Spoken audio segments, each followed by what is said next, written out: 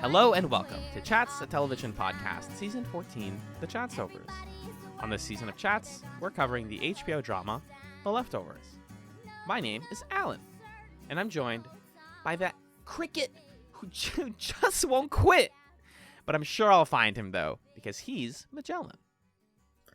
Am I under the chair? I don't know. He's not under the chair. Am I under the couch? I'm not sure. He's not under the couch. Am I inside of your brain, perhaps? Was there never a cricket to begin with? Who could say? Alan, how you doing? I'm wonderful, Magellan. I always like talking to you, man. You know that. Yeah, and me too. It's one of the highlights of my week. I've had a very busy week with finals and whatnot, but we're getting through it. We're doing the damn thing, and I have to take a little break to talk about one of my favorite shows with one of my favorite people. Oh, thank you. We're in a brand new studio this week too, which is really exciting. Yes, indeed. No one has ever podcasted in this studio. It's a miracle, truly. I can just reach out and touch you. Mwah. Ow. Sorry, bumped into the microphone. Classic studio mistake. Boom. We're here in person, Somebody I'm give me a shirtless. water, please. Huh? You're shirtless? Yeah. Remember just like in Escape Chats like 7 or whatever? When you took your shirt off for some reason? Yeah, it was hot. The reason was it was like August when we recorded that. Oh, you were wearing like a tank top. Like an undershirt, yes. Yeah.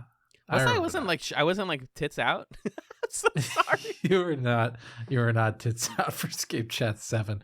That's gonna have to be when we redo Escape Chats and get to 7 again. We'll do that. Okay, great. I'm so excited. Escape Chats 2, episode 7. Escape Chats 2-7. Yeah. I'm holding you to it. Okay. Great. I just want to watch Farscape again. You can be shirtless for everything if I get to watch Farscape again. Every time Coker or Strappo comes on the screen, we have to take our shirts off. That's the rule. That's the rule. Even if we're already shirtless, we're gonna have to figure out a way to make it work. We get more shirtless. Wink. Yeah. Anyway, hey, it's speaking of shirtless, because characters get shirtless in this show sometimes. It's the Chatzovers. We talk about the leftovers, and we watch 2 episodes a week. And we're starting season 2 of The Leftovers today. Yeah. Yeah, so The Leftovers season 1 performed relatively well for Lindelof and Company on HBO. And people like me were the small cult, will you, of diehards watching The Leftovers season 1. We were like, okay, I guess I could take another one.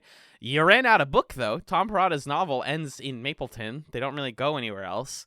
And I think I found a quote somewhere from Lindelof that I'm going to paraphrase, but basically he was like, yeah, so I learned from Lost not to assume I'm getting a ton of seasons on every show that I make. So The Leftovers was a show that he worked on that was like, we're going to have an ending in every season. And then if we get more, we'll build onto it. But if we don't, then it's over. So that's why. I like that. That's yeah, good. I think that's a more responsible way. I think the J. Michael Straczynski Babylon 5 way of like, I get 5 seasons. Just doesn't happen especially not anymore. But this is more conducive. And I want to just come into it and say, like, I was really excited. In my original watch, it's October 2015. And I was so excited to watch The Leftovers again. I missed the characters. I missed the mystery. Mm-hmm. And I was really just interested in seeing what was going to happen. And it ended up being, I think, not to reveal too much, but I really do like season 2 of The Leftovers. I think it builds on the world in some cool ways. So I'm also thrilled to talk about it with you, who's watching it for the first time. Yeah, super excited. I didn't know what to expect coming into season 2, and I was right to not know what to expect. I'll say that. Yeah, like remember when we watched the Garveys at their best, and I was like, even the summary is gonna bury the lead. It's like, yeah, I can't explain to you what happens in the first one until you've watched it, and then you're like, oh. And that's not to say it's like so out there. Shows do this a lot. It's just out of the set of expectations we have for this show, but we'll talk about it. Precisely. So in terms of expectations, we watched 2 episodes like we always do, and we expected to watch 2. I don't know where I was going with that. First up is season 2, episode 1, Axis Mundi. And also we watched season 2, episode 2, A Matter of Geography. Axis Mundi was written by Damon Lindelof and Jacqueline Hoyt. It was directed by Mimi Leader, and it aired October 4th, 2015. Magellan, can you read for me my own summary of Axis Mundi, please? Surely. In this episode, we are introduced to the town of Jarden, Texas. It is one of the only towns in the entire world that had no disappearances during the sudden departure. We focus on the Murphy family. John, a firefighter and former convict with a mysterious past. Erica, a mother whose faith is challenged constantly by her husband's actions. Evie, a quiet yet friendly teenager with a strange illness and a tendency to disappear. And Michael, a kind church boy. The Garveys move in next door, and things seem a little tense. Evie disappears that night, and John finds the lake she usually frequents completely drained. Weird, right?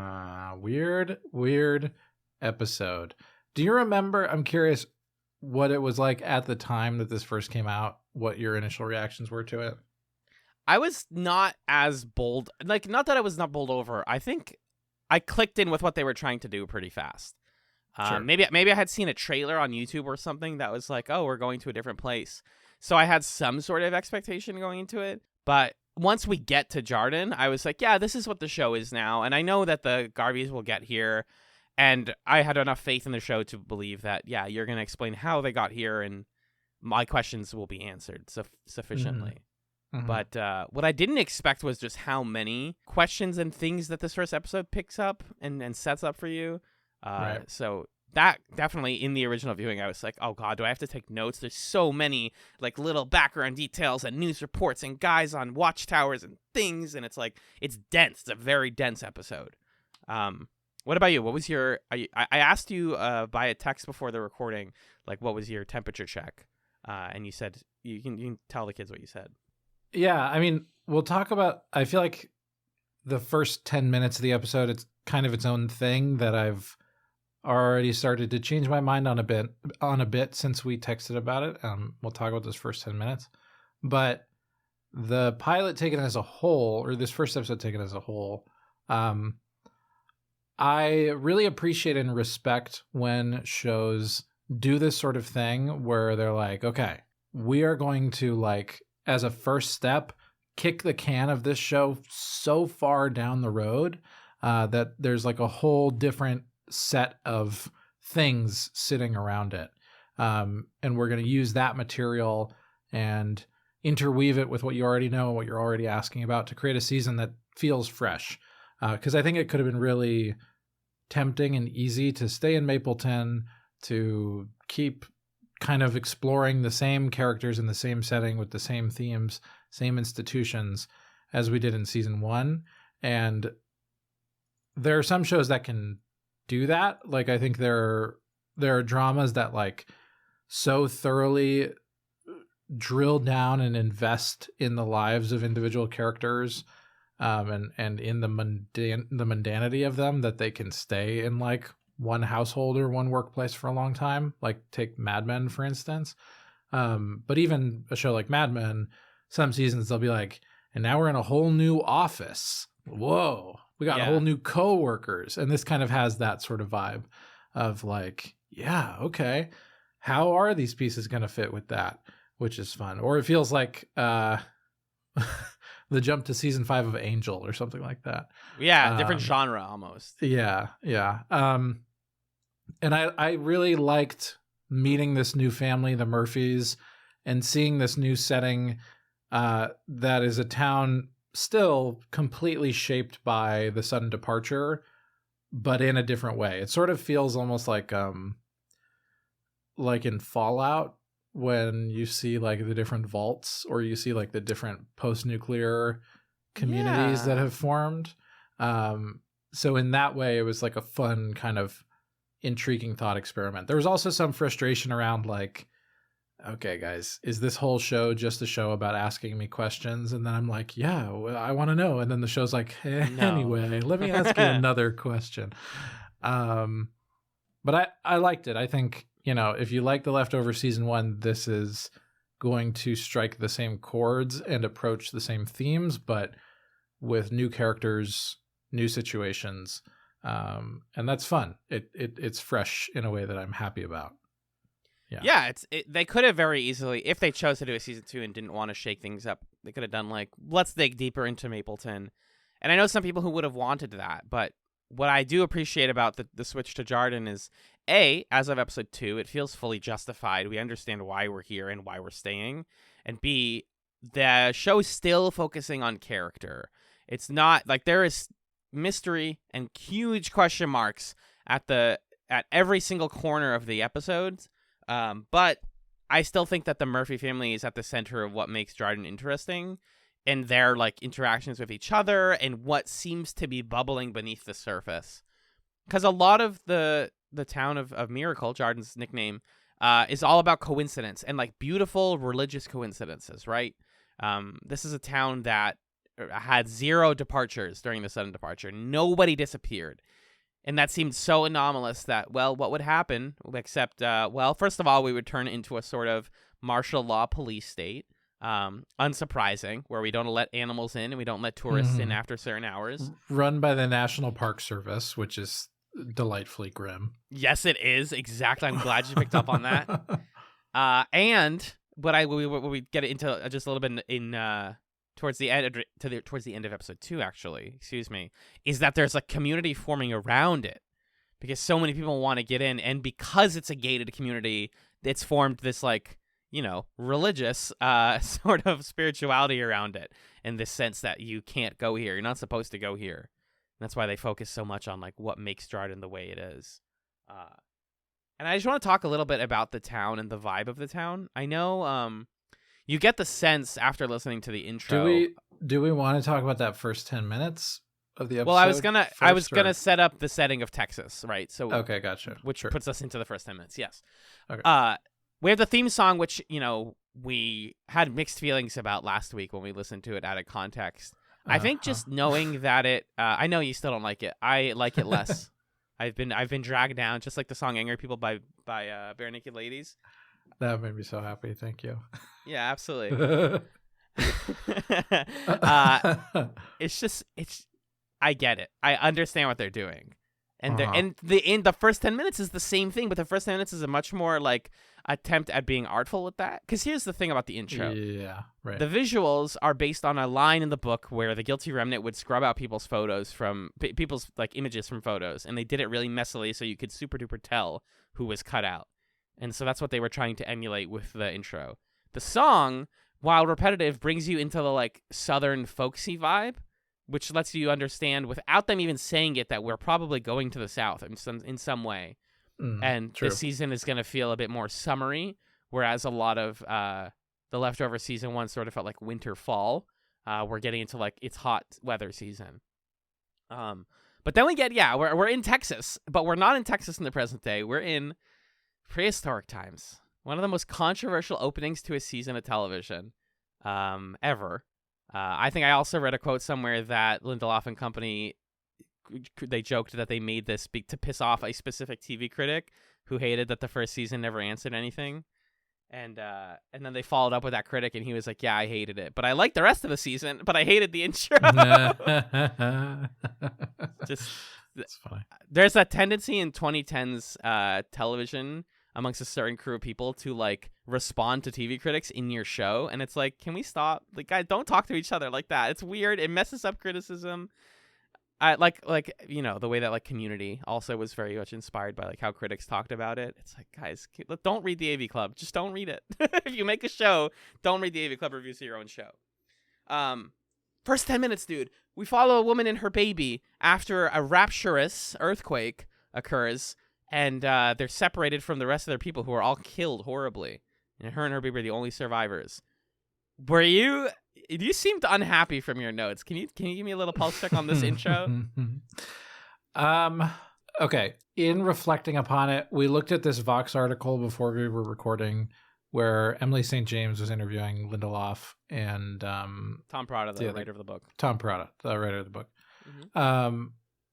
And reading that interview helped me to focus my like feelings about this sequence on the themes of it, and it does work on that level as a kind of like overture of, hey, this is what The Leftovers is about. It's about like sudden horrific experiences.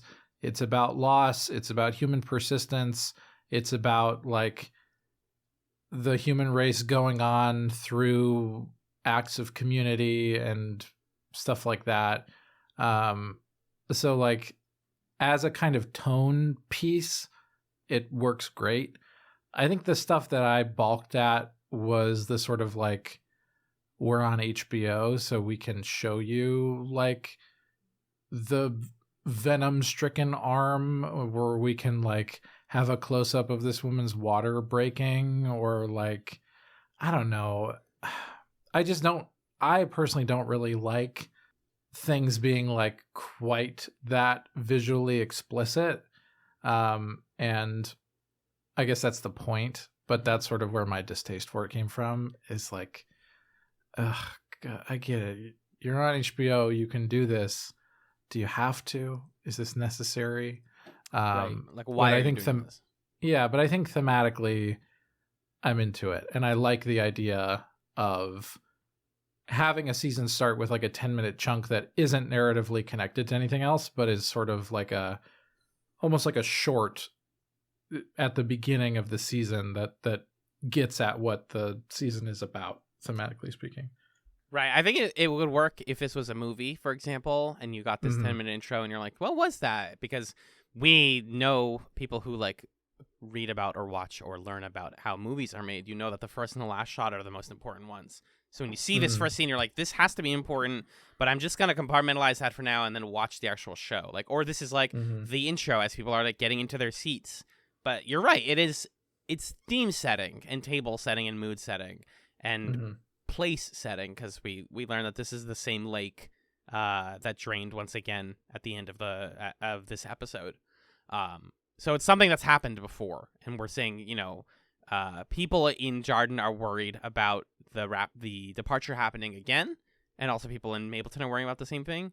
And also, it's probably happened before, or something like it has happened before, because to this cave woman, the earthquake is a rapture. Like, she doesn't understand what an earthquake is. It has an answer. She just doesn't know it. And if someone told her, she'd be like, okay, that's really scary and sad. But, right. To her point, what she knows is my child and I have been separated from community, and I need to protect this child. And then she is killed by the snake venom. So, yeah, it's really weird. And I think once you get over, like, okay, guys, The Leftovers is not going to, like, I wasn't so married to the Garveys that I was like, I really wanted to see the Garveys. Why am I getting this cave woman crap? Because then when we get to Jarden, I was like, okay, this is weird too. Like, I've already been set up to not get the Garveys yet. Yeah, right. So I think it also lets you segue into that. Because I think if they opened straight into Jarden, I would have just been like, I would have spent most of the episode being like, guys, where are the Garveys? Can we just... I thought we were going to do something I expected, and now we're not. But this opening is like, don't even start expecting things. It's basically telling you. That's a good point. Yeah. Thank you. But yeah, we get introduced. We don't have to thank you enough on the podcast, I feel like. It feels good to say thank you. I want to talk about. I'm not laughing. You are bringing me joy right now. I'm delighting in this moment. Thank you. Thank you. Thank you. Let's do a Murphy breakdown. Yeah, I have notes about the Murphys. So the Murphy breakdown sounds like it's a thing. Like, we're gonna break down these characters named Murphy, but we're gonna like Murphy down. Just the phrase like a Murphy breakdown is like some TV term for discussing the ensemble of a show or something. Yeah. We're talking about Murphy's Law. Yeah. Let's do a Murphy breakdown. Yeah, so number one, Murphy. Evie, who was the first one that we see, she's played by Jasmine Savoy Brown, which I don't want to like belabor actors too much, but there's some incredible character actors. Yes, young Thais on Yellow Jackets. Yeah. If you watch that or listen to our first Should You Watch episode, we watched Yellow Jackets.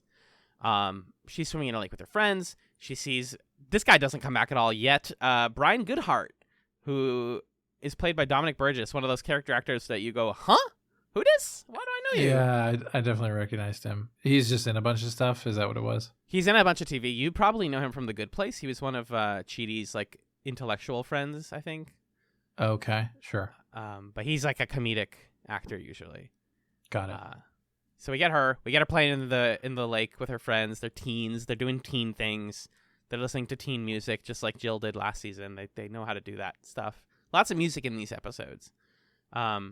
We see her mom, Erica, played by the legendary Regina King, who we know from Watchmen. And if you watch the Boondocks, she's in Watchmen. That's where I know her from. She's the main character in HBO's Watchmen, so she has some history with both HBO and Lindelof. And she's also the voice of one of the brothers in the Boondocks, so she's got a really memorable voice. Incredible actress.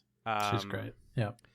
John. So Erica, we don't really learn about. I want way more of her. I know we get way more of her. I feel like they're really holding her character close to the chest so far. Yeah, we learn some things tangentially about her just from how she is responding to the way that plot events are playing out. Mm-hmm. Like when Isaac is like, "Hey, your husband like burned my house down, beat me up," and she's like, "Yeah, good." And we're like, "Whoa, okay, whoa, yeah. There's no mystery here. What's your deal, huh? Why do you know this? Why are you okay with this?"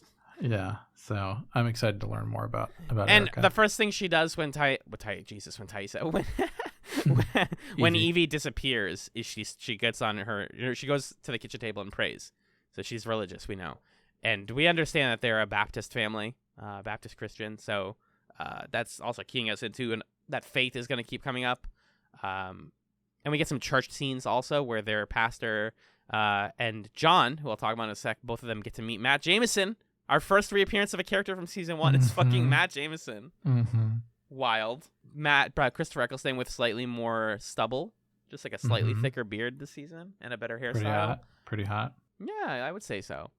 And then the true star of the show, John the Father. Ha! Sorry, John the Father's a thing from the Bible. John is intense. John immediately is intense. Yeah. And this is something I realized quickly that the show is making obvious. John is Kevin. Right. Yeah. Like in bizarrely similar. Everybody is everybody in sort of in different ways. Not to specifically say like Evie is Jill, but like John is so Kevin. He does, by the way, he's a sleepy dude. He reads Lenin and Mandela, and we get this very charming scene where the family stacks books on his stomach. Stacking the books on him, yeah. Love that. Love to see a family getting along, and they're totally normal and don't have any trauma hidden underneath these books at all. What's the name of the guy playing John? I wrote this one down. He's like not an actor that I recognized. Kevin Carroll is the actor. Kevin Carroll is doing well. John is a Kevin. Wow. Kevin Carroll's doing a great job of playing this kind of character who it really feels like what they're going for with Jarden is one of these like short stories that you read in 10th grade English class where it's like, oh, the town was all peaceful and normal, but at night, secretly, the firefighters like beat people up and burn their houses down. And he's doing an incredible job of playing that duality and genuinely being like a very loving family man who also is constantly vigilant about the status quo of this particular community and doing whatever it takes to maintain that status quo in a way that's like terrifying to witness. It's very Fahrenheit 451 with the firefighters. Yes. Yeah. I just love the firefighter. Like, and the surprise in your notes when you're like, the firefighters are bad guys, and like the audacity to depict them like that. Because the first season, like, if firefighter is supposed to equal policeman, then it seems like a little bit safer to say that firefighters might be corrupt than it is to say the cops are corrupt, because we all know that, and the show is not making a point there. But yeah, so otherwise, though, Kevin Carroll, people might recognize he was a major character in a recent season of The Walking Dead. I don't watch The Walking Dead anymore. I haven't since high school, but he was Virgil on that show, if you're curious. Yeah. He has a bagel moment, dude. Did you pick up on the similarity with the cricket as being the bagel, where he's like, this thing this is my whole life right now. Sure. Yeah, he has that same quality as Kevin, which is that he gets fixated on these things and gets violent, and which is why when they meet each other, they're both like, okay. Yeah, the scene at the end of the episode where when Kevin and company leave and John like holds onto his hand for an extra second or two to be like, I'm really happy you're here. You kind of see Kevin go like, I could be on the other side of this. I would probably do that to some weird guy that I met. Yeah, right. There's like a not an affection, but a like kinship, I think, between the two of them, especially. Mm-hmm. Yeah. But John's intense. I think I like John, or I'm like ingratiated to John a little bit more than I am to Kevin. But one of the exercises the show is trying to do with the season right now is to tell us, like, okay, the Murphys seem really sketchy from the outside, actually. Even though we spent a whole episode with them, I still feel like they have something going on. And it's this moment where you go, like, okay, if I met the Garveys in the same way, would I think that the Garveys were really sketchy? Because they do almost an exactly equal amount of lying to each other in these episodes. Where, you know, they talk about, like, oh, where did you get Lily? It's like, did you adopt? Or Evie asks Jill, did your parents adopt or did your mom fuck a black guy? And then she doesn't answer. She doesn't answer. And Nora doesn't answer another time when they talk about this. So, like, they're not mentioning that stuff. They're not mentioning, like, hey, we found this kid here. And the Murphys are not mentioning, like, what's the deal with the town? Or, like, we don't trust that you're here and something's bad about you being here. So there's a lot of, like, I don't want to say Desperate Housewives because I haven't seen the show, but just like suburban subterfuge sort of happening here. Yes, right. Where they're trying to read each other and not explaining much about their lives. And so, yeah, we got, like, that's the Murphys. We get a little bit of a portrait of Jarden, though, as Michael the son, who's the least characterized so far, but I like him. I think he's a sweet boy who likes to prank his dad. I feel like we get a good sense of open Michael. And shut on that, right? And he's kind of Tom-ish. Yeah. In this way where he's like carrying on secret stuff and talking. Well, I guess his dad knows that he's bringing food to the guy in the tower, but there's something like in another life Tom could have been in Michael's position kind of thing. Jovan Adepo is the actor's name, and he is mostly known for this. He's been in a couple other things. A movie called Fences with Denzel Washington. Yeah, he's done some big August stuff. Wilson play. Yes, based on that. I wanted to see more of him, but he's where we get like him going through the town and like, okay, we get the rules of Jarden in sort of cool ways where it's like, okay, Jarden lets tourists in at a certain time, but also they have a guy in a watchtower, but we don't know why he's there and he never comes down. And they have a crack in the street that nobody can step on that they like covered in glass. Lots of little like, I'm just going to file that away. But you get the general sense that Jarden is a town that feels like it's teetering on the edge of like the character that John, like whose house he invades later, is like questionably legit. Similar to Wayne. We get a Wayne in this episode, kind of. Which, you know, is weird. It's really it's a fascinating storytelling approach to put us in this completely unfamiliar setting. And we'll talk in episode 2 about seeing these characters that we know and that I think, view as like audience surrogates to an extent in this new place. We see in the second episode the Garveys interacting with Jarden and being like, whoa, okay, this place is kind of strange. But before we get that, we as the audience are put into Jarden surrounded by people who don't see it as strange. And so like things are totally normal. We're like at the diner and dad wants his bacon on another plate. And then a guy comes in off the street and like slits the throat of a goat in front of everybody in the middle of the diner. And he's like, sorry folks, see you later. And they're all like, everyone's okay. like, Bill, why'd you gotta spill the blood on the floor? And a lady films it. Like some like tourist is there filming it. Ugh. Yeah. So it really does, like I was saying, it feels like it's teetering on like, if we break any of these rituals, does something break? Do we suddenly... Like, the moment when Evie disappears, you even get the sense in John and Erica's eyes that, like, uh-oh, did a disappearance actually happen? Like, they're so scared of that happening. Right. And that fundamental fear is, to them, even scarier than the experience of having lived through it, occurred to you.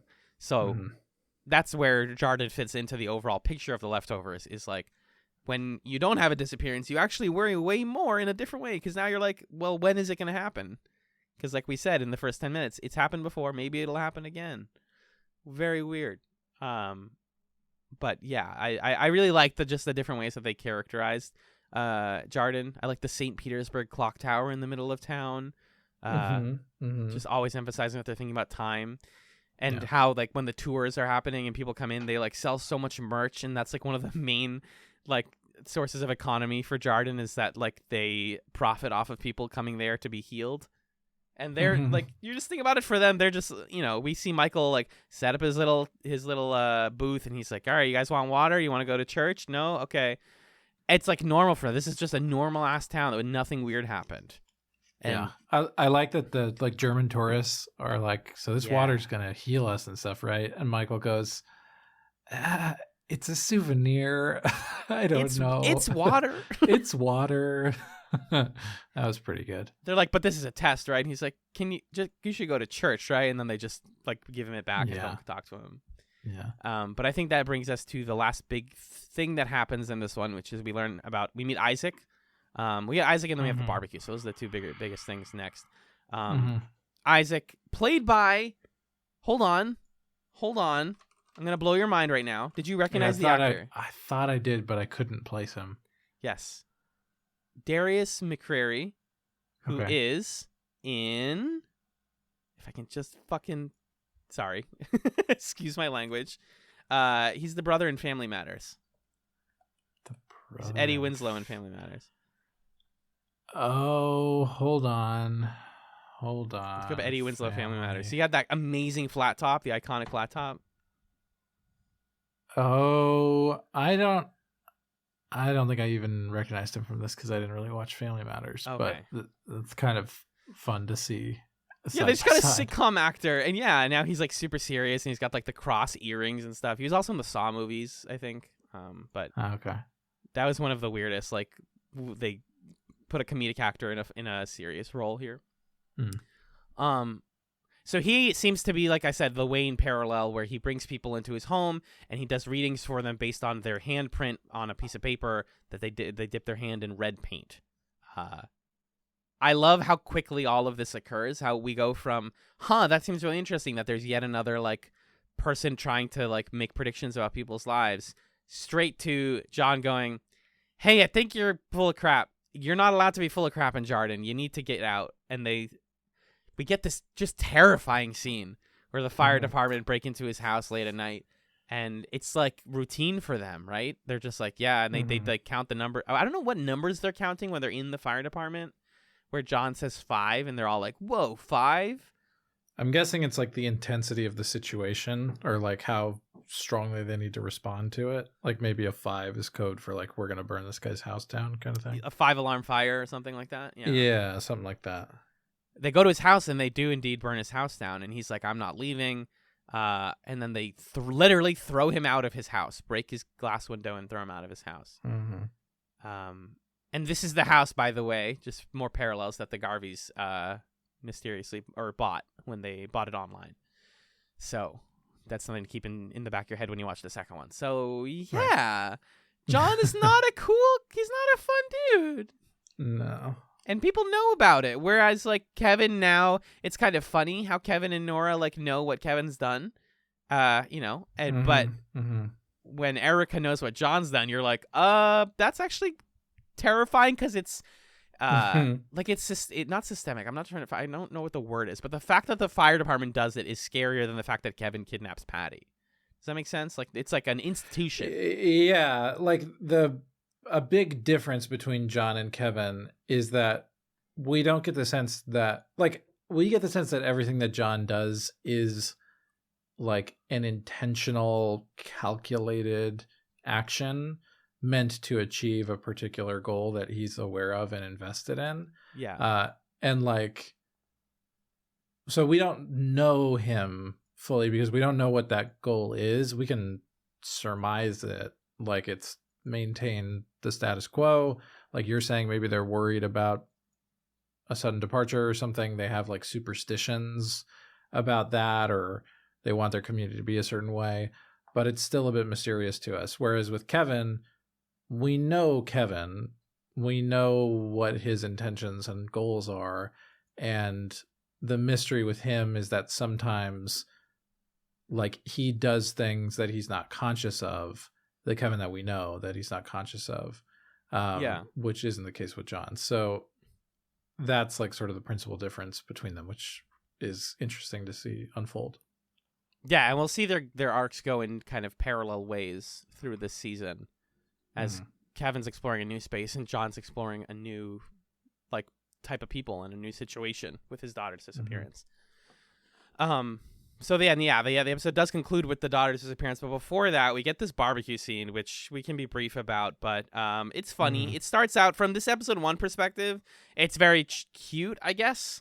John finds a mysterious pie on his door. He's like, oh, I should bring this over. I give them a porch pie. Brings it to Nora. Let me kill the neighbors with this pie. Yeah, what? Who left the pie there? We still don't know that. I'm sure we'll learn it soon. I must know. I simply add it to the list of like 18 mysteries we already have. Right. He invites them to his birthday party. I love the moment when they come there and Kevin's like brought a 6-pack. And it's just like the way that they isolate the Garveys and make them feel uncomfortable, because he gets there and he's like, oh, I thought it was a birthday party. And he's like, yeah, we don't have friends. And just the quiet. This is the one of 2 times that John lets his statement just sit there and everyone like kind of stares at him like, huh? No. And then he just laughs about it. Like, oh, yeah, we're just a weird family, I guess. That's not bad at all. Yeah. Michael clearly has a crush on Jill. They have that stupid teen romance thing where they're like, hi. And that's going to be something, I think. I don't remember. I'm fine with that. That's fine. I'm happy for Michael. Michael's like the only guy who gets at us. Yeah. Jill, we'll talk a lot about in the second episode. She's like on a good arc, I think. Yeah. And you watch Kevin just like try to be a nice person and try learning later, by the way, that this was supposed to be a 15-minute trip makes everything he does here a lot funnier. Yeah. Because he like, it's funny how long it takes for him to be like, can I put the beers in the fridge? Yeah. I thought we were just going to like drink them and head out, or like I guess give you I'm them. stuck here. Yeah. And also, can I put the beers? Do you want a beer? And he's like, I don't drink. And then Kevin just has that moment of like, oh shit, that's only me drinking then, isn't it? Oh, damn it. I don't want to drink. Okay, it's the Heisenbrow once again, the Breaking Bad beer. There's a funny little acting moment, by the way, when that happens and he's like, okay. And Kevin walks away from the fridge, where you can hear the guy playing Kevin like taps his fingers on the top of the beer can nervously. Yeah. You don't see it, but it's this little tick that like adds a little something, which is fun. I love an anxious Kevin in this episode. He's great. And then a subtle thing, he sees the living room and he kind of freaks out. He's like, what's up with your living room? Presumably in text, because that's like where the cricket is or something, or he recognizes the room. I read it as, did you see the furniture in that room? He talks about the couch. Yeah, it like looked like it's their the Twin furniture, Peaks? right? No, it's the Twin Peaks carpet. Oh, really? It's the black and white like zigzags of Twin Peaks, the red room. Sure. Okay. So I thought that they were just being like, huh, that's weird. Anyways, you guys have a Twin Peaks carpet. Or not. Okay, it's like the cover on top of the couch is what it is. Yeah. And then the best moment of all of this is when they're sitting at night about to have the cake, and they ask him like, John, what were you doing at a certain time? And he's like, oh, I was in prison around that time. And it's like in the middle of a bunch of jokes, and Kevin's like, for how long? And he's like, yeah, 600, what was it, like 600 days? Like in like 5 hours or whatever. Yeah. And then we're outdoors, and yet the oxygen fell out of the room. It is fantastic. And then just everything goes bad. Evie has some form of epilepsy, I think. I don't think this is how epilepsy works. I do know that there are types of epilepsy that lead to you fainting spontaneously, though. So she could just be iron deficient. She could be a lot of things, but they just, at least Erica tells everybody, oh, she's epileptic. That's why this happens. So she faints. She's holding the cake. She drops it. And then she's like, oh my God, cake. I'm so sorry. And Dad's like, oh, I burned the cake. I'm the baker in the house. And then Nora decides to be a badass and save the day. And she's like, oh, you guys got us a pie. We'll eat the pie that you got us. And that's it. And then at 3 a.m, there's an earthquake. Evie left for the night to go out with her friends. And now Evie's gone. Oops. We've got a mystery on our hands, folks. We got to jump into the mystery machine and smoke weed with Scooby and Shaggy. What do you think happened to Erica? Not to Erica, I'm sorry, to Evie. I think there was another departure type thing or something. Really? And Damn. that's what I thought. And then the second episode kind of complicates that with Mm-hmm. how it ends. But I was like, oh, all the water's gone. I don't know, something. They disappeared or something. But Yeah, the water being gone suggests to me that it's just the thing that happened in the first 10 minutes again. But if it's the thing that happened in the first 10 minutes? an earthquake. The earthquake? But if it's an earthquake, then where's Evie? Did she fall through the earth? Like, right. what's going on? So we'll. Because you make my earthquake. Yeah, they actually. It's wild because that song didn't come out for a couple years, but they play "Earthquake" by Tyler the Creator, and that's where we leave off on Axis Mundi. Can I get some stray notes, please? Don't leave.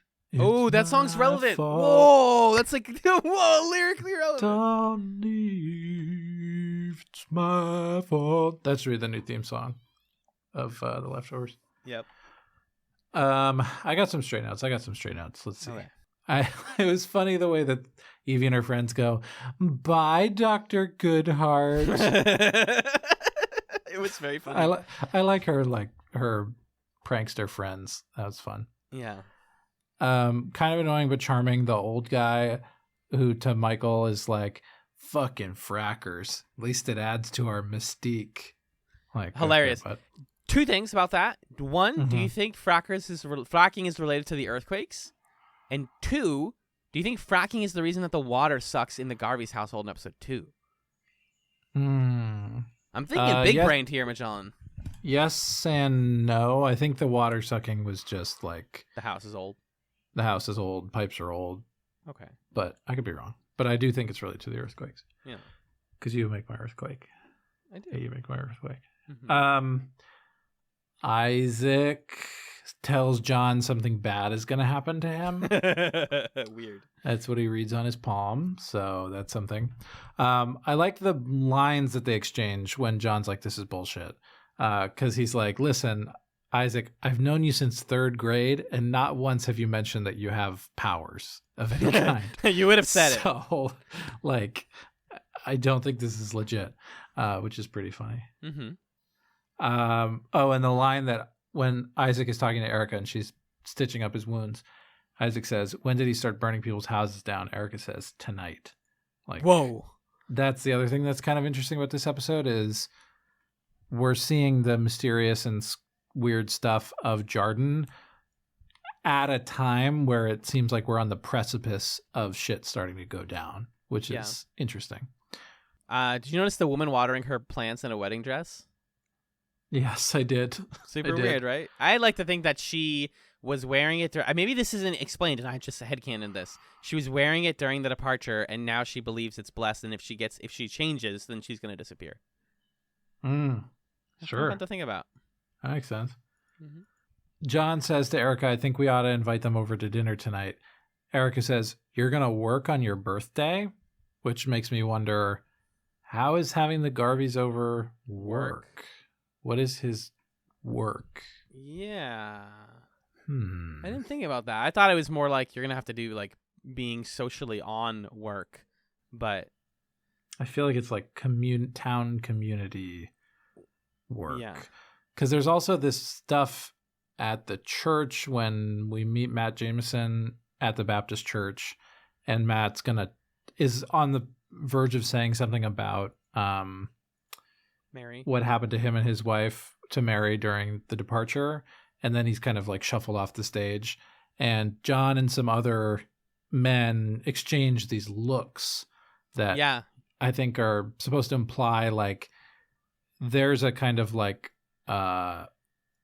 patriarchal order here in this town that is like these guys are at the church together, they're here together, they control different parts of the town's society or infrastructure or whatever, and they have like a shared interest in controlling the town in some way. So it feels like that exchange of looks is connected to this comment about like you're going to work on your birthday, but we don't fully understand the scope of that yet. Mm-hmm.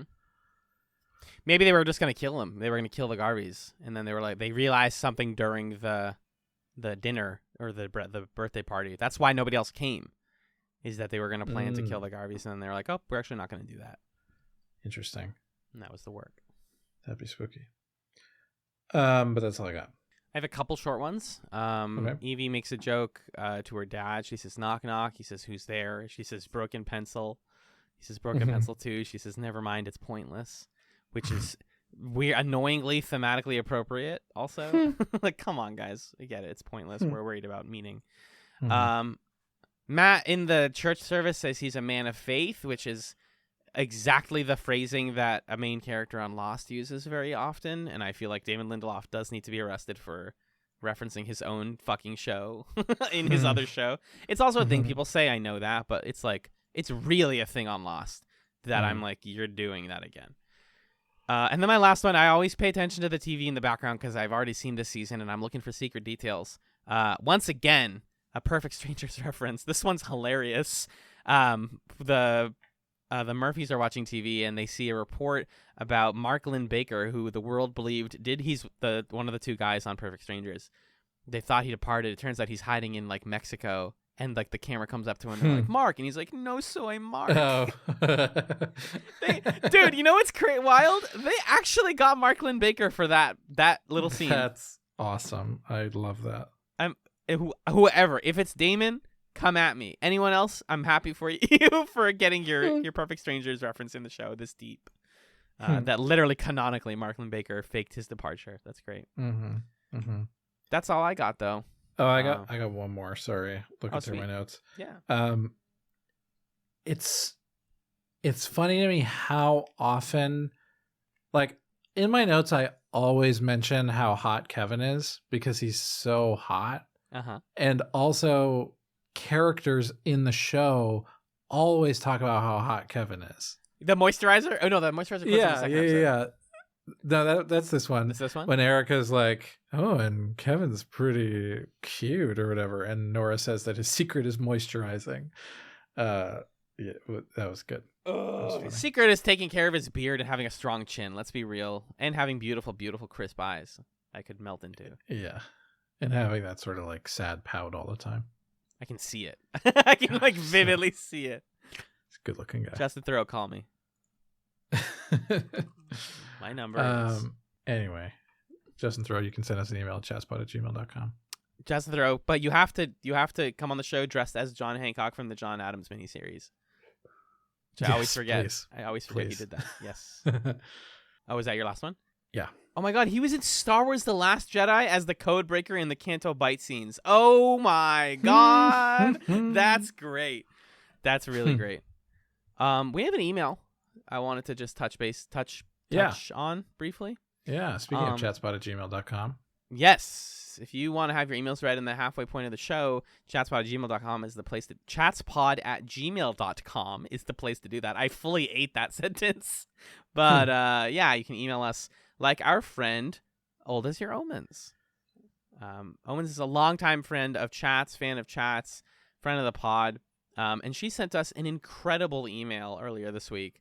A screed, if you will. Omens has done, I didn't believe she went to college to study anthropology, and so she has a lot of thoughts and questions and frustrations with the Leftovers season 1 and how it handles the Guilty Remnant and whether or not they're actually a cult. So we're not going to be able to read this entire... Or a religion, or both, or neither. Or neither, or what she refers to as a high control group. So we can't. She asked us not to read the whole email because it's quite long and it goes into a lot of different ideas. But ostensibly, what Omens was talking about was that it's frustrating how the Guilty Remnant isn't a religion because of the ways that people are treated within the Guilty Remnant and also how they carry themselves. However, she also makes a lot of really cogent points about how the Guilty Remnant does like make people suffer and feel sacrifice and weakness because that makes people more easy to control. Which is a very, like, it comes up a lot when you study cults, especially in religions, is the way that groups will say, like, okay, none of you guys can drink or eat or speak, and you all have to smoke. Like, a great point that she makes is, the Guilty Remnant smoking cigarettes. Say it means what you think it means, but it also, like, nicotine makes you anxious. And being anxious, like, puts you on edge and, like, makes you want, to stay in the Guilty Remnant because... you feel like, well, I'm already anxious, and it's being exacerbated by all of the cigarettes that they're smoking. Mm-hmm. But it's a really great email, and thank you so much for sending it. I also really liked the point in here about like comparing the guilty remnant to Jehovah's Witnesses, and being the idea that the Jehovah's Witnesses are fueled by fear that everyone who isn't them will die in the Armageddon, and different Bible passages. The colored books cherry-pick Bible passages to justify this view. The guilty remnant are afraid that something will happen to them if everyone forgets the departure, so they break into people's homes and put up statues to force them not to forget. And then she makes a great point, which is imagine how the great guilty remnant leaders convinced all of those people to break into those houses. It couldn't have been easy or without violence or mutiny. So just a lot of things happening in and around the guilty remnant that we don't see in the show that, in her opinion, would have benefited to make them more of a like tangible threat in that season.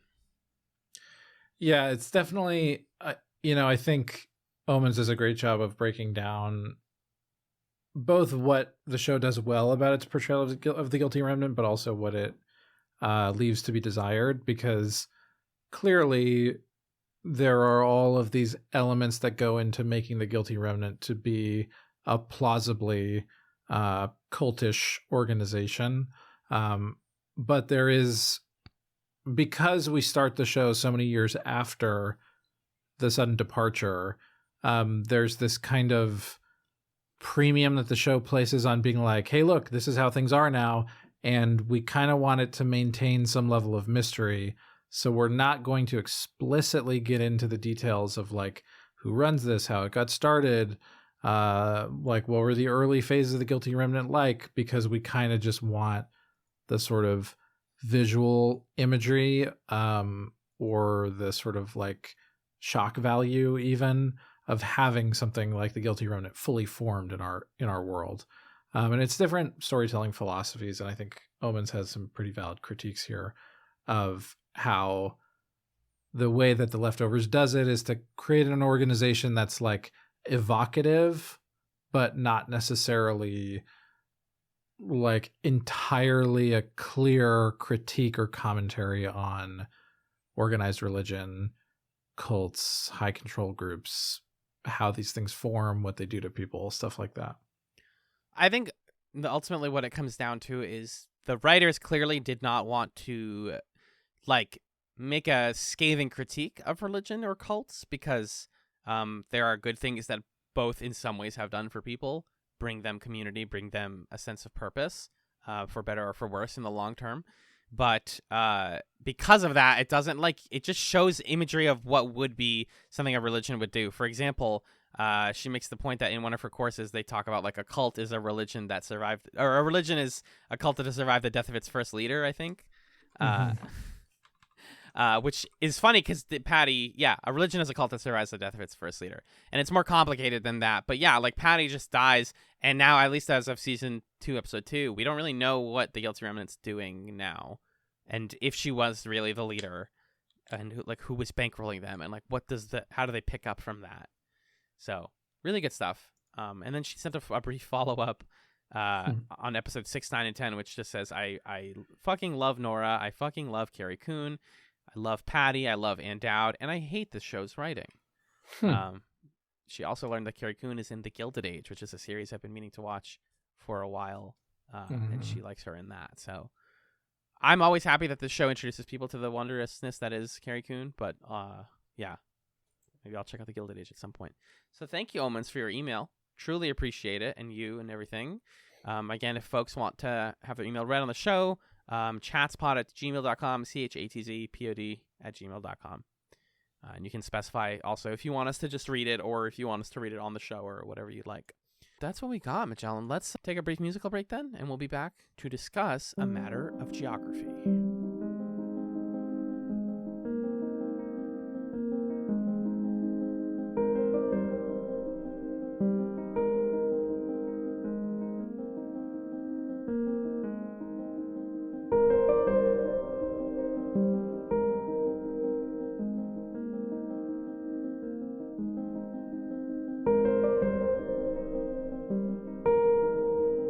Welcome back to the Chatzovers.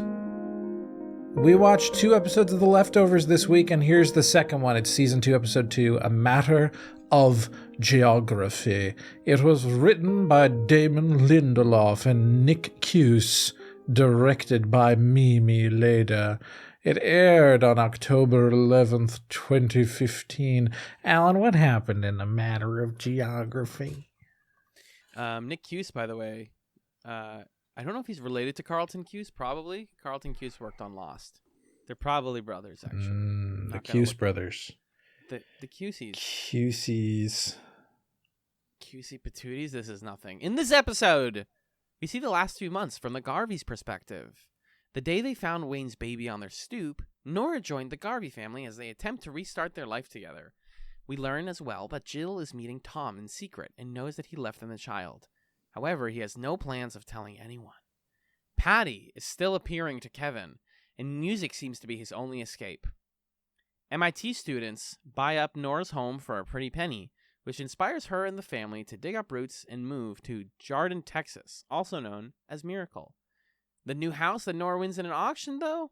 Well, it's a bit of a fixer-upper. It was burned down. Well, actually, no. She buys a house, and then when she wins the auction is a fixer-upper because it sucks. And it's gross. Also, Kevin is trapped at the bottom of the lake when it drained out. Oh my god, what's going on? Why is there a cinder block attached to his leg? Why is Patty here? Oh dear lord, welcome to season 2 of The Leftovers. I like this idea, Majel. I like this whole, like, hey, here's that, but from a different perspective. I think I saw a quote from the creators as well. I saw a lot of quotes. I did the research. Where they were like, we know that people really loved the Nora and Matt episodes. So when we do perspective episodes this season, we're going to focus way more on one person and not like do a full ensemble every single week. So that means that a lot of this season is like, this is a Garvey episode. This is a Murphy episode. And so we get our first Garvey episode. What did you think? Yeah, I like that dichotomy, and it's, there may be a little bit on the nose with it, but I think this works when later Patty says to Kevin, like, it's kind of hard to tell if you're in their story or they're in your story. And that works for me because it is a whole different story depending on which family you spend time with before and after the dinner. And it like wouldn't, if we had just done like a 2-episode sequence where we were cutting back and forth between the two of them across both episodes, narratively it wouldn't have worked in the same way. But there's something so kind of startling to see everything from the Murphy perspective and be like, I don't know what's up with this family. I just spent a whole day with them and they confuse me still. But the Garveys are here and they're doing well. And then in episode 2, it's like, I don't know what's going on with the Garveys, but those Murphys seem real nice. That's a pretty fun dynamic. So well said. I really enjoyed this episode a lot. And I was also glad that we were able to watch them back to back. I can imagine at the time it might have been a little frustrating to wait the week between the two. But I think they make a pretty solid pair, these 2 episodes. I think what it keyed me into was that the Evie disappearance is not going to be solved in one episode. It's going to take a little while. Right. And so that because of that, I was more all right with it. But yeah, I too like the change in perspective. And I think in general, they really are like recharacterizing the Garveys, all of them in different ways, and also redefining what it means to be in the quote Garvey family when we say that, because Nora is officially a Garvey, like legally. I don't think she doesn't change her name, but she's officially and legally the mother or the guardian rather of Lily. I want to briefly touch on that scene so that we don't just go in linear order. Just the bureaucracy. I'm always here for weird bureaucracy, and there's tons of it in this episode. So we get Nora and Kevin being just the cutest new couple with Lily in the adoption office, and they're like, yeah, we love each other very much. And she's like, Kevin, make sure you say, like, it's, it felt like it was meant to be. And he's like, okay, but say it in your words. And then he's like, yeah, it was meant to be. She's like, I did it.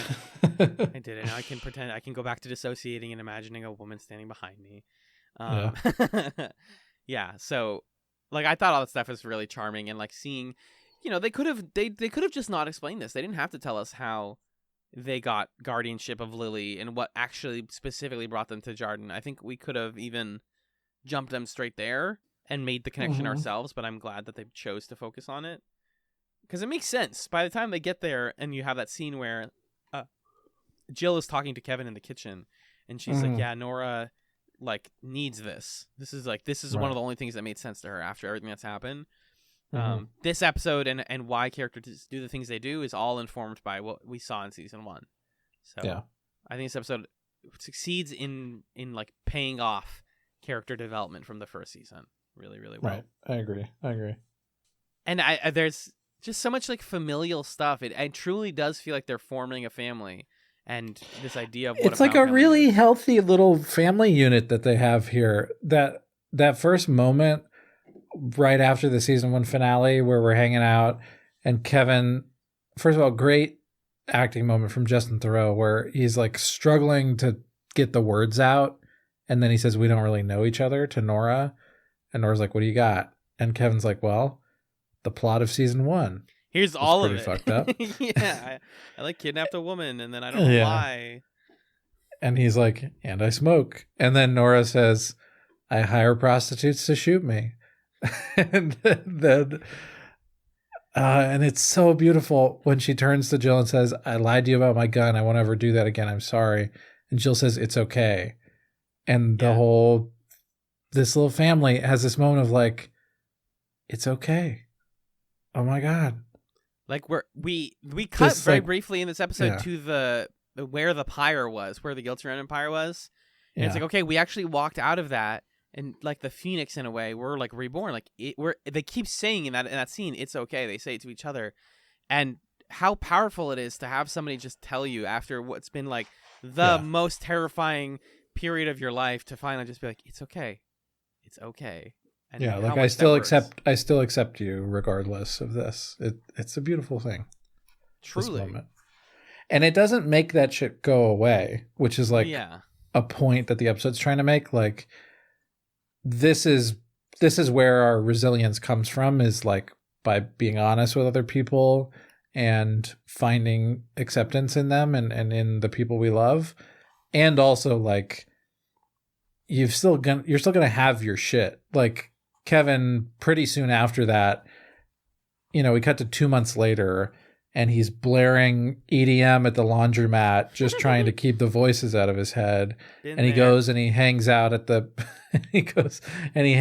Guilty Remnant compound, like the ashes of it. And he keeps having these flashbacks and stuff. So like Kevin's not okay now, but he's in this like situation with this budding family that feels like a lot healthier of a situation for him to be in than what they had when it was just him and Jill in the house in season 1. They're wearing the costumes of people who are okay. They are not okay, but they can finally successfully pretend to be okay. At least to some extent. They can be a new sort of okay. Right. And I too really like that. And I think that's why by the end of this episode, I was like, I think I like the Garveys more than I like the Murphys. But that's just that's not a like done and done question. It's going to continuously evolve through the season. Yeah.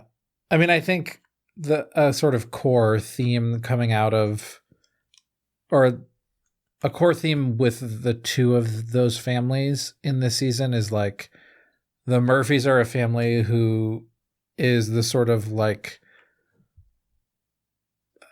the pinnacle of like, this is the classic family unit, right? Mm-hmm. This is like mother, father, son, and daughter. Mother, father, son, and daughter were like nice religious people. Father is a pillar of the community. We have a little barbecue in the backyard. Like this is like Americana.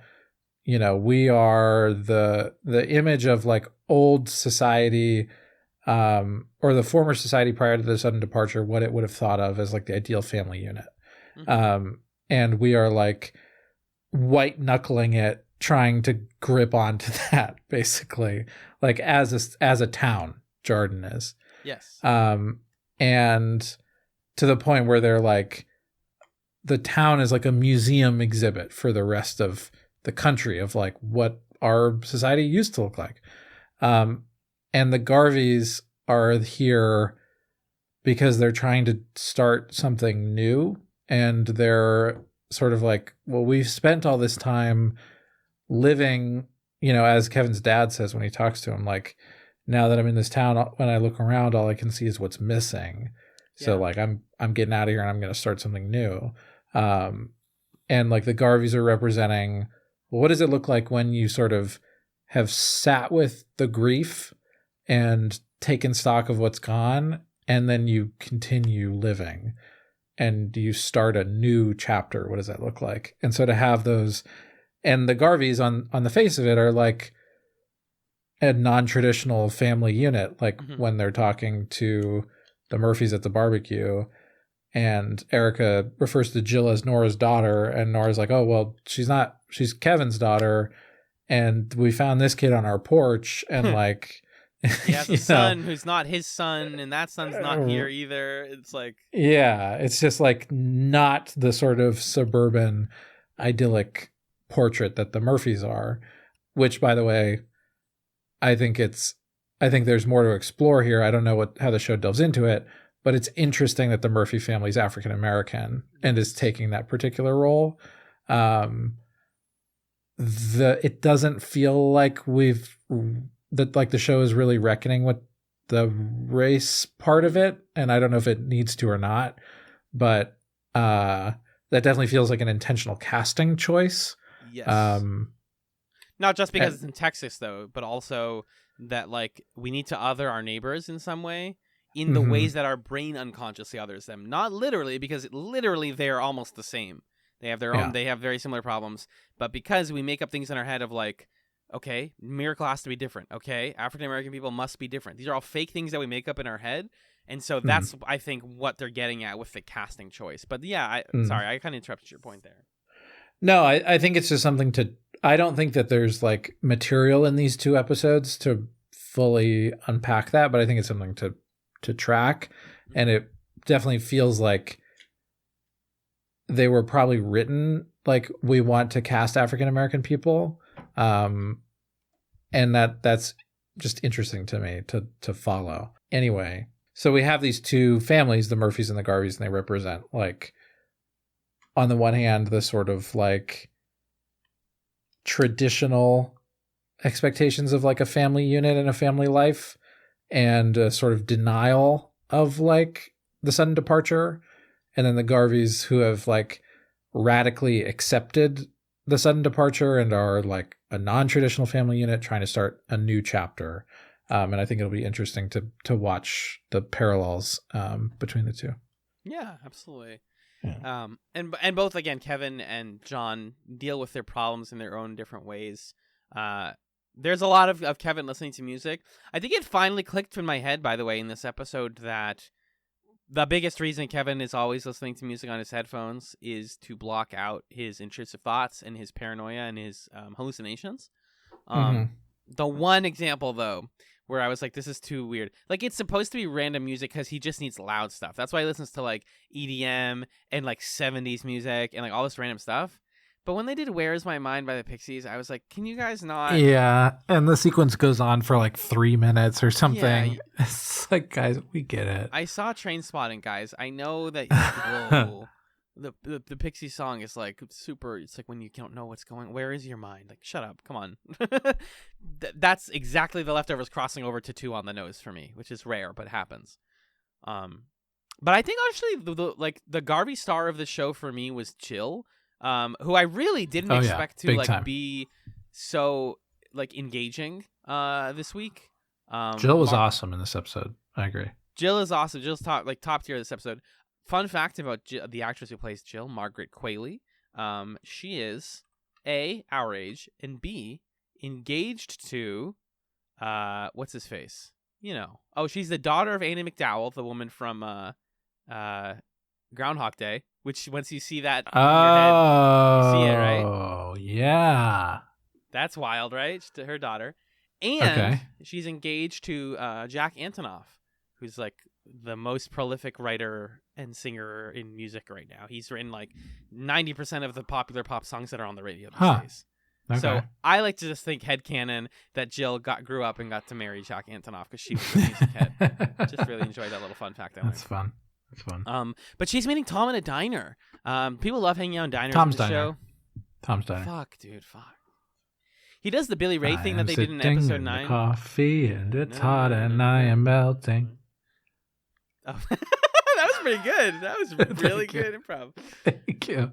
At first, I was like, "Does she know that it's Wayne's baby?" And then immediately he was like, "Don't tell anybody." He's like, "So how's Wayne's baby?" Yeah. Well, I think he says she knows that he dropped the baby off, but maybe she doesn't know that. It's Wayne. She might not know the full story, right? I bet she does, based on how much they're talking.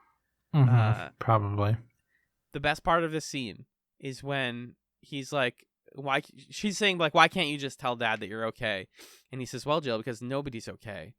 And Jill goes, "I am." And you get to watch Margaret Qualley say, I am okay, as she starts crying, which is like so relatable. I'm sorry, but it really is. I usually say I'm okay when I'm not. And just the pain that like what we kept reiterating on in season 1 was people say that they're okay, but they're not.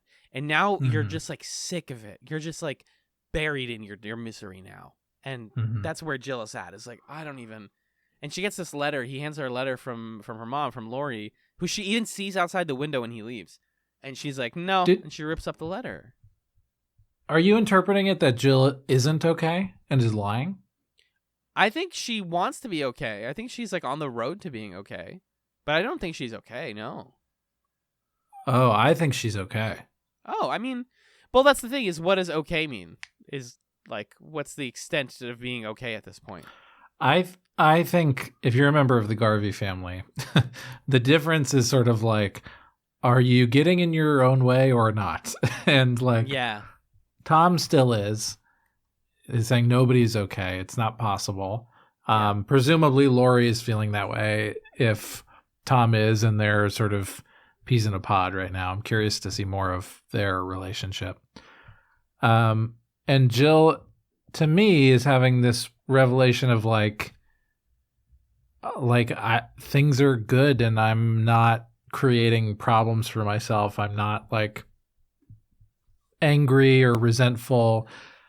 You know, obviously she's resentful of Lori to a certain extent. But I think her ripping up the letter is kind of her saying like, I don't need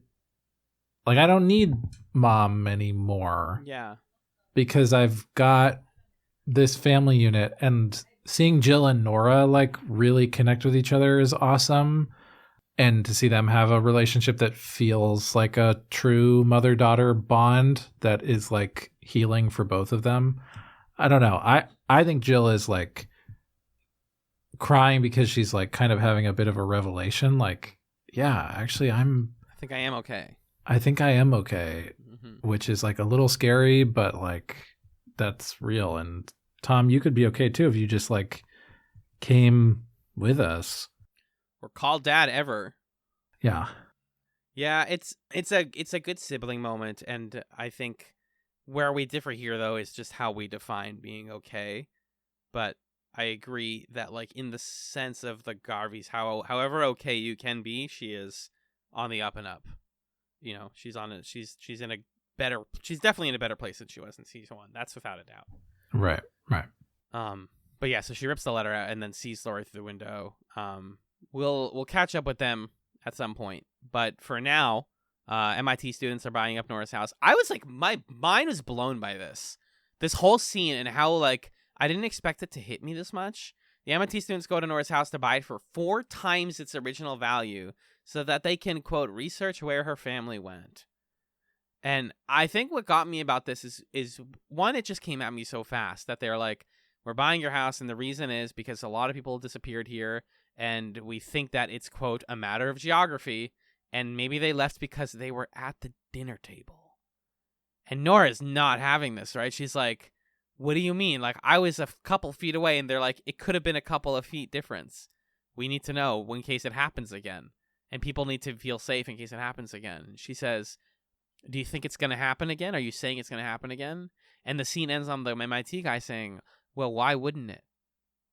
Which, again, just from episode 1, like, we're worried because it's happened before and it's going to happen again. That's what the Guilty Remnant were worried about, too, is these things happen in cycles. You and I both thought it was funny, though, that the MIT people bought it for 4 times the value, because it's like, you could have just bought it. Yeah, there's some, like, somebody in charge of the the purse at MIT who's like, whoa, guys, like, who gave you the authorization to dump your whole grant fund into this $6 one million house or whatever. Yeah, I think their explanation is it's a quote high value location. Like, someone else will buy it out if they don't buy it for high. But like, geez, guys, okay. So Nora gets to be rich for the rest of the episode and then immediately spend it. Yeah, I'm curious about where this goes because, like, Kevin was right on top of somebody who disappeared, so I don't know what sort of geography we're talking about here. Yeah. But it can't be maybe it's XYZ geography. Maybe she was too low and he was high up enough that he missed it. Huh. I guess we'll see. The Perfect Strangers guy thing makes me have one of 2 theories. Either they're all somewhere else and they were all lying about it and they're just like in a really isolated place and they left for a reason, or they're all there and we can't see them. They're not actually gone and they're just in a parallel version of our world where we can't see them. Come back in season 3 when we discuss this again. Yeah, so they have a lot of money. Can we briefly talk about Lois Makepeace and how bananas this scene is? This is somebody's OC, right? Yeah, it is. Like, somebody just finished a session of their RPG campaign, and they were like, okay, she's got an eye patch. Her name is Lois Makepeace. There's like no Google results from her. I was like, why do I not remember this at all? And it's because it's like, I feel like it's a dead end or something. But it's like when Twin Peaks would do dead ends, it's like, okay, this is funny and it shows like the banality of like suburban life or whatever. But her having an eye patch just feels like weird for the sake of weird. And she says, do you want to blow your life up, Kevin? She's interrogating him because he drives. We see him like going to bury Patty, and he literally tells a police officer who stops him, hey, I have a body in my back. The back of my car. he exhumes Patty. Like, he goes through these motions to get himself caught. Yeah. He drives out there, he digs her up, puts her in the truck, and then purposely speeds past a state trooper to get caught. Because he's like riddled with guilt over this. And he just has white guy cop immunity to any sort of repercussions for anything he does. It's the great tragedy of Kevin Garvey that he can't possibly be punished by the system because he is the system. Poor guy.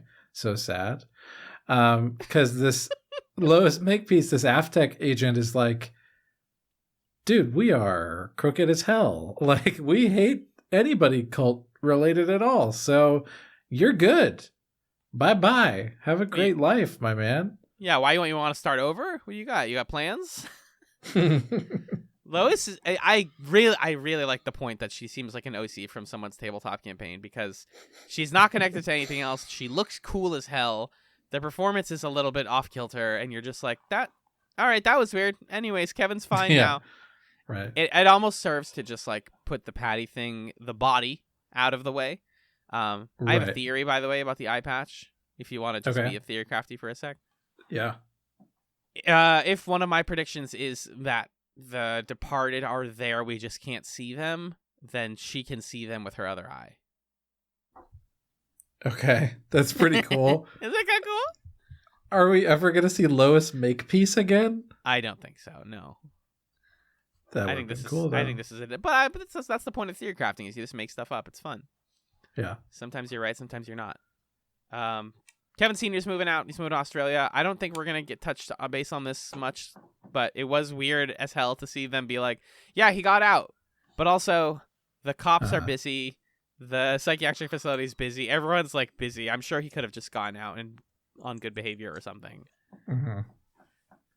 But he's going to Australia. The only reason I mentioned that is in episode 1, we didn't mention this, but Michael, the youngest member of the family in Jarden, is asked by the guy in the watchtower to deliver a letter to Australia. So, got some connections going on. I'm just saying, Australia might be something. Again, Australia is really important to Lost, and I feel like Damon Lindelof knows how to write one story sometimes. Like, buddy. I think they're going to Australia, or they're leaving Australia in the plane that crashes in Lost. But anyways, Patty's still here. That's pretty fun. The line, I'm supposed to just trust you because you're in normal clothes and not a bathrobe was really funny. Yeah. Very very much enjoyed that. Mm. And then they're just eating dinner out at a fun restaurant and bullying this waiter who's trying to explain the specials to them. Yeah, Nora and Jill just vibing, making fun of this guy. I loved it. Mm-hmm. It's a great environment also to be like, I want to move really far away right now. We're done having fun here. We've done everything we can do in Mapleton. Let's just go somewhere. And Nora picks Jarden because Miracle seems like a safe, and as John says in the first episode, the safest place there is, which is not true. Literally not true. They drove a truck from New York to Texas. That's bananas. That's a very long drive to bring your whole life. I wish we saw any of that, but they just kind of like cut, and then they're in the... Yeah, season 2 should have been the road trips. That would have been great. You're right. This is one of my favorite set pieces in the show, by the way. The camp leading into Jarden, and then the bridge leading into Jarden. I just find it really beautiful. I think the music here worked for me. I loved the vibe, and then like the guy who's like, okay, you guys got to get your wristband. They keep talking about these wristbands. Like, if you're going to go to Jarden, you have to wear a wristband because we have to know that you're not from here. We have to other you. And even if you're living here temporarily, you still have to wear it for a couple weeks. This just feels like they did a lot of work to make Jarden and its surrounding areas feel like a real place. Like, I feel like I could walk around this camp.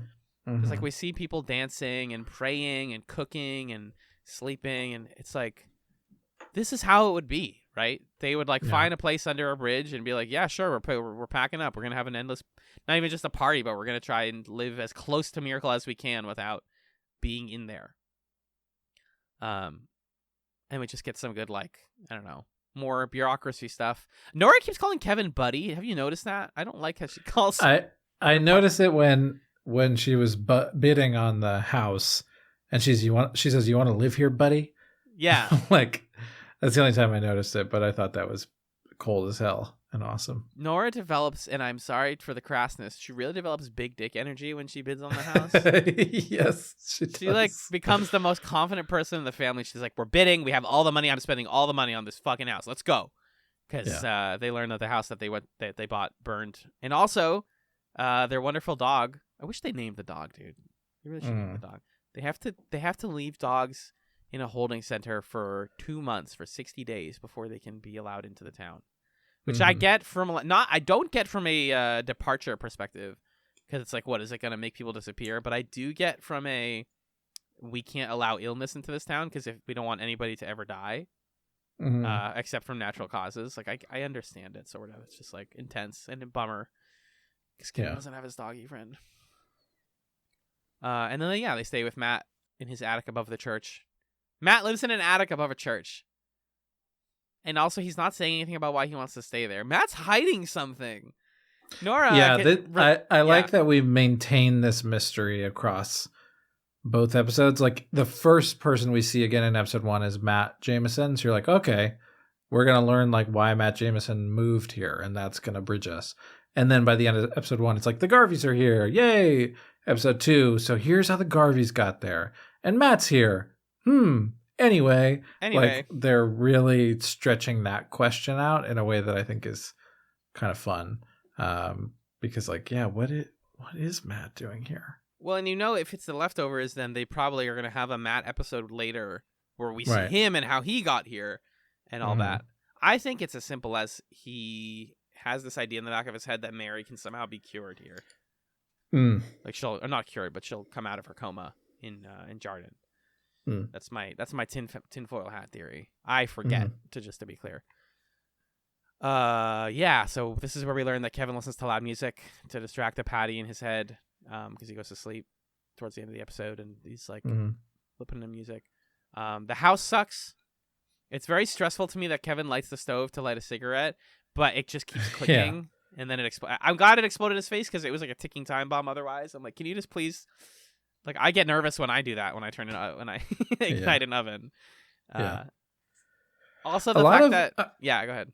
Across both these episodes, a lot of like horror moments with common household appliances. Like, we didn't talk about that bit in the first episode where John is terrified to put his hand out in the garbage disposal because he's like worried something bad is going to happen.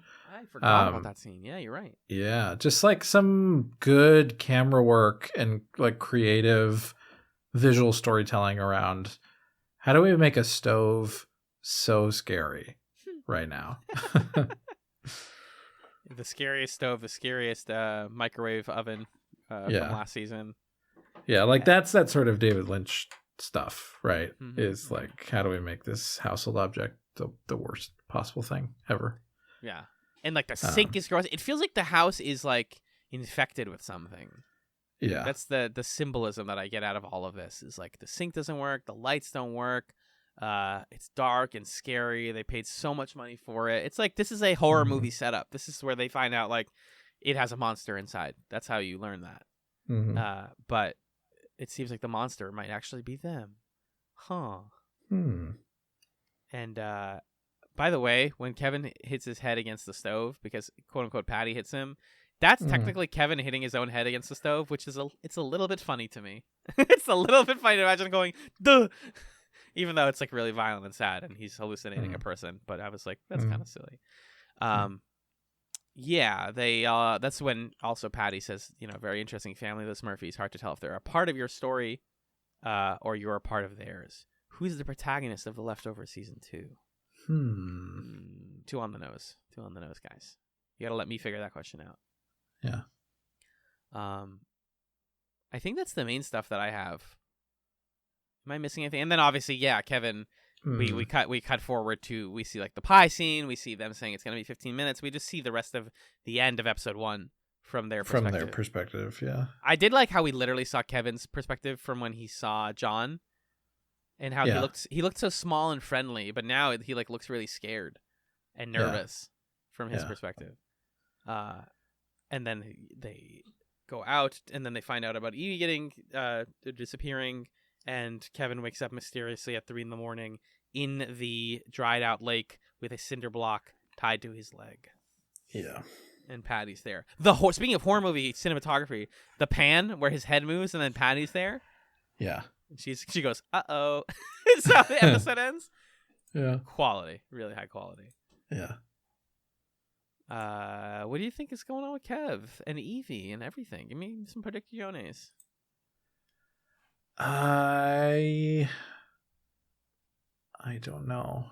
This makes me not know, because now it's sort of like we're supposed to be worried that Kevin's responsible maybe for what happened, but then I'm not sure, to be honest with you.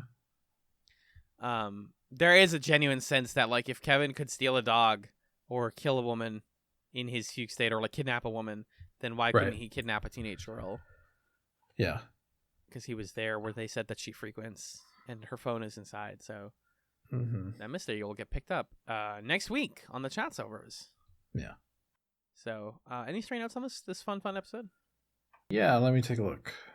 Really cute line from Jill in that scene where Kevin and Nora make their confessions. And Jill says, "Do I have to say something crazy now?" That was a fun one.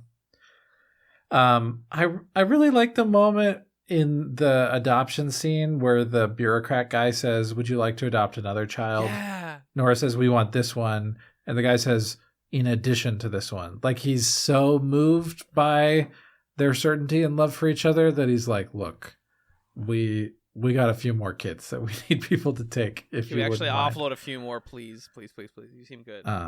Yeah, I just thought that was a pretty sweet moment. And then from their perspective, it's like, we can barely handle the one, so no thanks.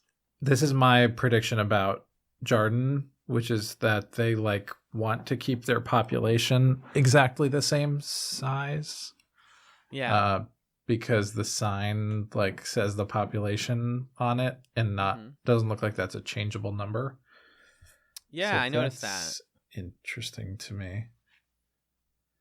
Population control. That's why you have a watchtower and you have all these cops and you have like measuring people who come in and go out. Yeah. And then the last line exchange I liked was Jill says to Kevin, "Please don't fuck this up, Dad." And Kevin says, "I'm fucking it up," after he's like yelled at the top of his lungs at Nora, which was not fun.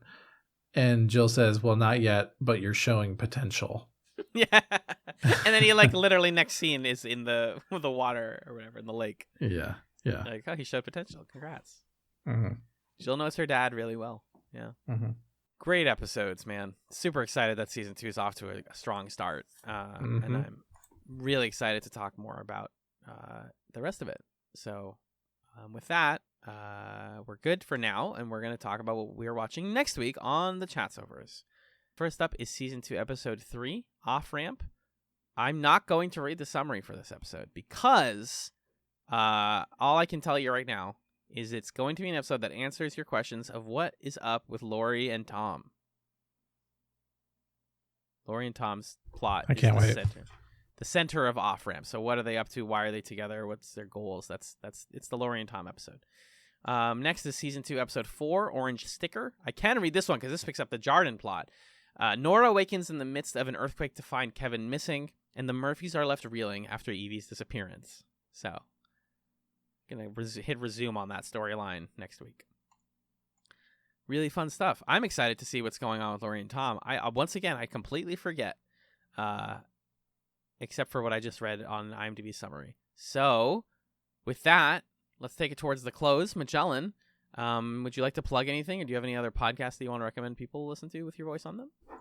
Surely. Once a month, I do a video game podcast with my friend Justin called Super Smash Echoes, which is a video game book club podcast inspired by the worlds of the characters of Super Smash Brothers. So you can check us out, Super Smash Echoes.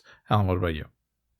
I'm on another podcast called The Hunter's Quorum. It's a podcast where my friend Six and I and our friend Casey, a.k.a. Manofsky, talk about Monster Hunter, the video game franchise, and the monsters within that franchise. Why they're cool, why they're interesting, and why we love them so dang much, even though we hunt them and craft their parts into weapons. The Hunter's Quorum can be found wherever you listen to podcasts. Also, it's all AKA the Johto Quorum, where we ranked every Pokemon, deciding if they're worth keeping or cutting. So if you like Pokemon, it's also that. That is what we have. Magellan, can you pretty please take it to the Chat's Plug Zone? Sure can do, Ski. You can get in touch with the show in a couple of different ways. You can email us at chatspot@gmail.com to send your questions, comments, concerns, theories, analyses, whatever you want to send us. You can send us emails there, and we will read them and or respond to them on the show as you direct us to do so. You can also follow the show on Twitter at ChatsPod. DM us there if you would like. Retweet us. All the Twitter features apply to our account just the same as any other. At ChatSpot on Twitter. And then you can join fellow listeners in a few places. You can go to reddit.com/r/chatspod, where folks talk about current and former seasons of our show. And you can join your fellow listeners on our Discord, which is the first benefit for all patrons, $1 a month and up. You can join the Chat's Discord. It's poppin'. We got channels for all the shows we've ever covered, for other kind of pop culture, TV, movie adjacent topics. It's a fun time in there. If you decide to support us on Patreon, you can also, at $3 a month and up, get access to regular twice monthly bonus content.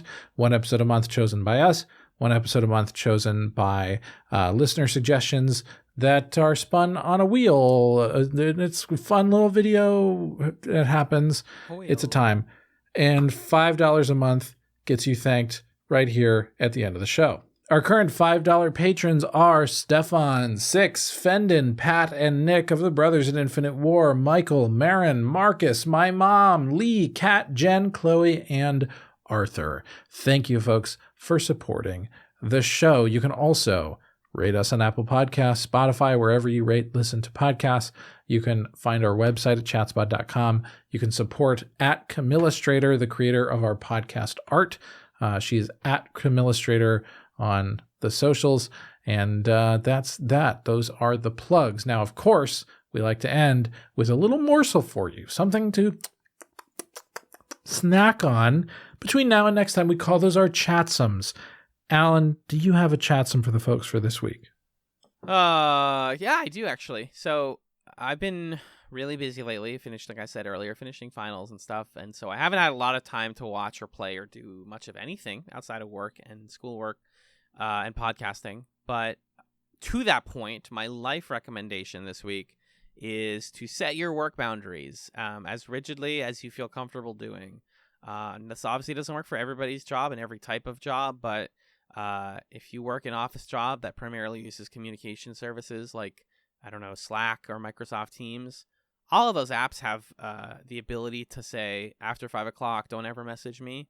I received a message from somebody at 10:30 p.m. last night, and I read it and I started working on it, and I was so mad at myself that I spent literally all of today setting like locks on all of my different accounts, making sure to hide my phone when I log out for the day, and like telling people, hey, if you message me after 5, you won't get an answer until the next day. So that's just my little like labor and mental health thing recommendation for people, is set your limitations. Use those things that are built into the different apps you use to limit your work. The iPhone even has a screen time function for stuff like this. You'll feel better for it, and you'll work better for it, honestly, because we learned from our buddy Kevin over on our Patreon. We read this guy Kevin Kelly's advice. A good work ethic requires a good rest ethic. So, Magellan, what's your chatsum this week? This is like my latest trope that I'm a big fan of right now. Boys, enemies to lovers. No, great trope. Not the one that I'm currently really into. But I think my chatsum broadly is like, get into tropes.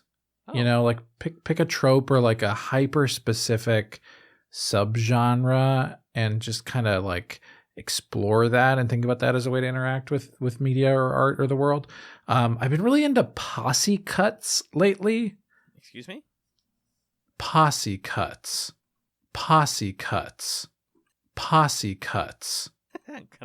I'm gonna have to isolate that clip and just get you saying posse cuts. Posse cuts. Posse cuts are like rap songs where like the whole posse is on the cut. Posse cuts. Like Monster by Kanye West. Yes. Or So Appalled by Kanye West. Posse cuts. Or Mercy. Posse cuts by the Good Music Crew. Or any Kanye song West. by Wu-Tang Clan. Posse cuts. Yes, right.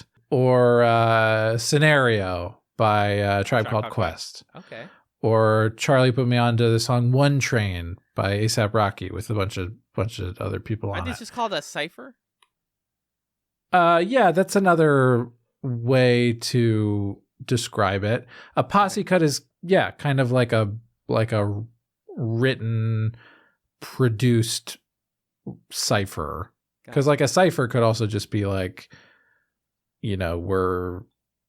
it's like a social thing, like where maybe it's like slightly impromptu or whatever. And a posse cut is like kind of like a,